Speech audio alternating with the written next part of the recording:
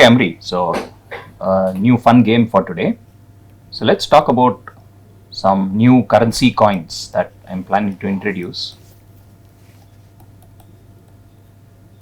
So, I'm sort of tired with all our 1 rupee, 2 rupee, 5 rupee, 10 rupee, and so on coins. So, I've decided that maybe we are better off with new coins, and well, let's also make them in slightly interesting shapes. So here's a diamond shaped 17 rupee coin.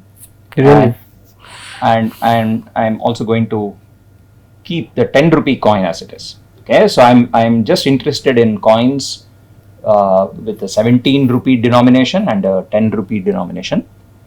And I'm going to get rid of all the other coins. No more 1 rupee, 2 rupee, none of those. But how will you pay anything then? Like, suppose you have to pay, 20 rupees. Okay, that's easy. Just pay 2 10 rupee coins. Right, okay, great. So let's see. So I go to a shop, I want to buy something for 20 rupees maybe.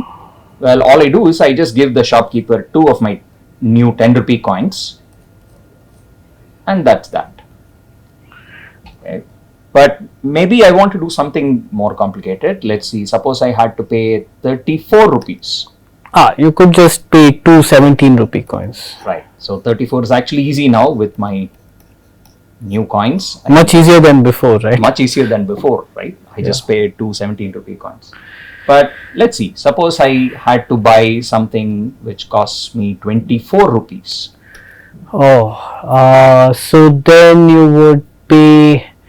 You can take change, right? So yes. Okay, so then you pay me 34 and I'll give you back 10. Right, okay. So I give you 2 17 rupee coins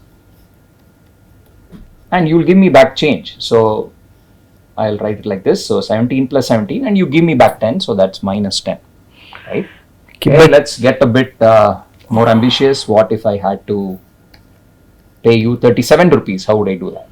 I'm not sure you can even do that. That's already looks a little more complicated. I mean, why would you be able? Maybe you can't pay everything. Maybe your system's not so good. Well, let's see. 37 with a little bit of work, 17 rupees, suppose, and what's left is 20, right? So I just pay you 2 10 rupees. Oh, okay, that's easy. Okay. You don't even need change for that. I don't even need change for that. Okay, so let's see. Let's go on. Let's see what else we can do. Okay, what if we had to pay 8 rupees? How would you do that? Say you pay me 17 rupees and then I give you back 10. I don't know how to do this. Right, so I remember I only have 17s and 10s. So then you've paid me 7 rupees. You're still 1 rupee short. Right, that's not going to work. Yeah. How about the following? Suppose I pay you 4 17 rupee coins. 4 times 17, so which means I paid you 68 rupees and you return 6 10 rupee coins back. Oh, brilliant.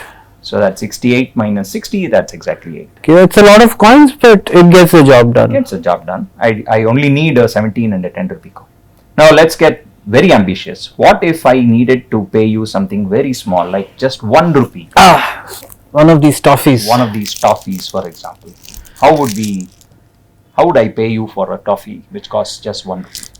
Okay, so let's see. You need a multiple of 17 which ends with 1, huh? Right. So 17 into 3. Okay, wonderful. So I pay you 3 17 rupee coins. So that's 51 and so I give you back 5 10s. I think I'm getting the hang of this. Right, so you're giving me back 5 10 rupee coins. Right? And so it looks like so far we have actually been able to get by fine just having these 2 coins, just 17 and a 10 rupee. And sometimes it's possible to do it in more than one way. Okay, so let me show you. For example, if I had to pay you 100 rupees, well, I could just pay you 10 10 rupee coins. Or, well, I could do the following. I could pay you, let's say, 10 17 rupee coins, that's 170 rupees, and then you return 70 rupees back. Okay, so you don't really care about how many coins you use. Right. Then you could pay me 317 rupee coins and I could pay you back 510 rupee coins as well. Right. 100 times the previous one. Absolutely. So there are many different ways of doing this. So for example, I could do 100 as 317 rupee coins, as you just said.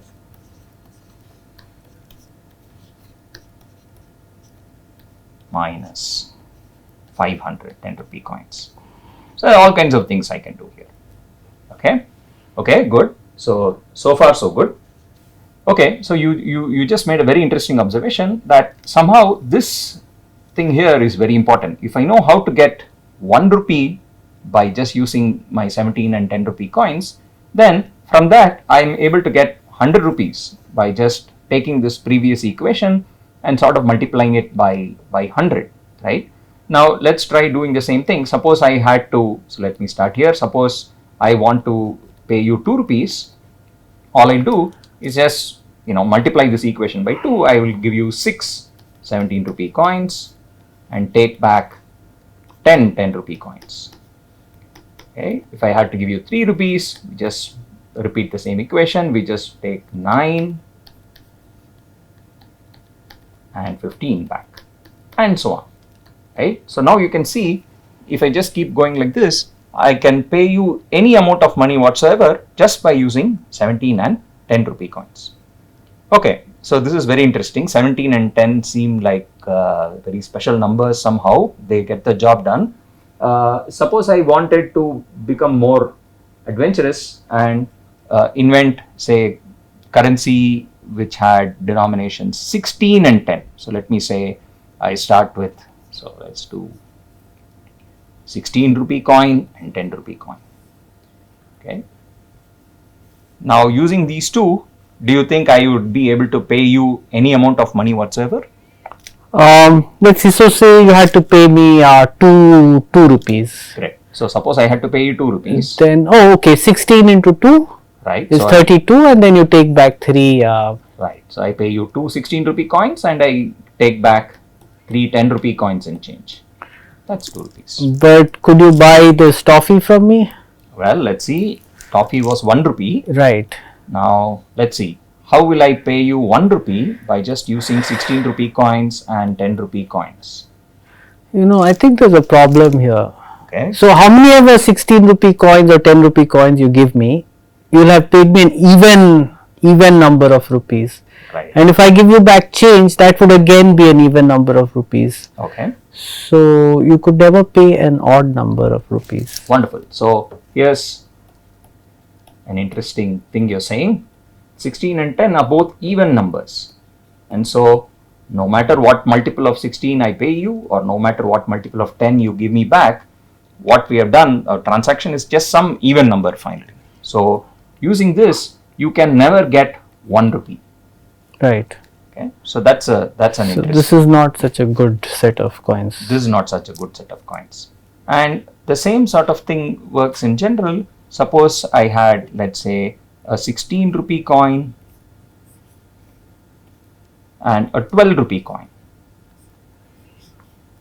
Oh, this would be even worse, right? You could only get, say, they're both multiples of 4. Right. Okay. So what is now this? 16, remember, is a multiple of 4. It's 4 times 4. And so is 12. So any number of 16 and 12 rupee coins you give me, you'll have paid me a multiple of 4. Absolutely. And if I give you change, also will be a multiple of 4. So our net transaction will always have to be a multiple of 4. Absolutely. So for example, I can never get 3 rupees just by using 16 and 12 rupee coins. Or even 2 rupees for that matter. Or even 2 rupees. So I can't do 3, 2, 1. All these are not possible. Right. In fact, any number that's not a multiple of 4, I cannot get just by using 16s and 12s. Right.